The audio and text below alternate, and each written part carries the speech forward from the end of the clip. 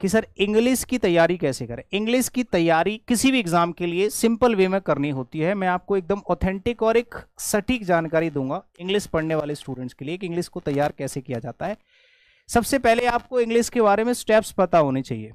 अगर आपको यही नहीं पता है कि इंग्लिश का सिलेबस क्या है, किस तरीके से पढ़ना है, तो फिर आप तीर में तुक्के मारने वाली जो है काम कर रहे हैं। तो आपको इंग्लिश कैसे तैयार करनी है, सबसे पहला स्टेप होता है know about the syllabus of English language for your particular exam. आप किस एग्जाम के लिए तैयारी कर रहे हैं, आप उस एग्जाम के पर्टिकुलर सिलेबस को निकालो और वहां से उस सिलेबस को 3 पार्ट में डिवाइड करो मिनिमम।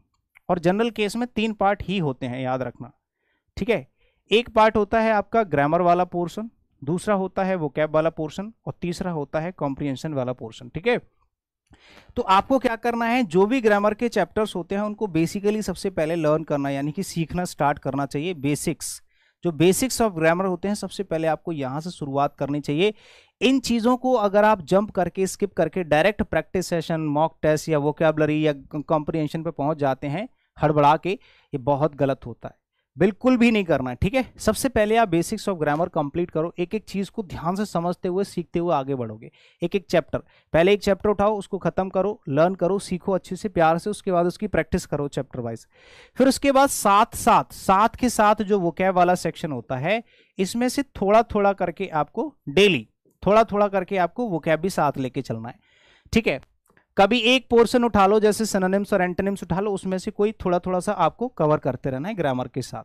जब वोकैबुलरी और बेसिक्स ऑफ ग्रामर, यानी कि जो ग्रामर के चैप्टर्स हैं, ऑलमोस्ट कंप्लीट हो जाते हैं 80%, तब जाके आपको कंप्लीट ग्रामर का प्रैक्टिस सेशन, यानी कि जब ये 80% कंप्लीट हो जाता है, तो इसका जो बचा हुआ 20% है, ये प्लस आपको कॉम्प्रिहेंशन, ठीक है, इनकी तरफ ध्यान देना है, समझ गए। और इसके साथ साथ जब आपका ये 100% हो जाता है, तब जाके आपको लास्ट में मॉक टेस्ट लगाने होते हैं। सबसे लास्ट में मॉक टेस्ट लगाने होते हैं जब आप स्ट्राइक मोड में होते हो। जब आप स्ट्राइक मोड में होते हो, जब आपके पेपर आने को होते हैं, जब आपका एग्जाम आने को होता है, तब जाके आपको मॉक टेस्ट लगाने होते हैं। ये छोटी सी एक जानकारी थी जो मैंने आपको बीच में दे दी, ठीक है। बाकी बहुत बहुत अच्छा सा सवाल था, बहुत सारे लोग इस चीज को लेकर कंफ्यूज भी रहते हैं, ठीक है। चलो भाई, अगर कोई ऐसा स्टूडेंट है जो दिल्ली आके पढ़ाई करना चाहता है, ओपन स्टडी गुरुकुल आपका वेलकम करता है। टेस्ट नंबर 2 अभी स्टार्ट होने वाला है।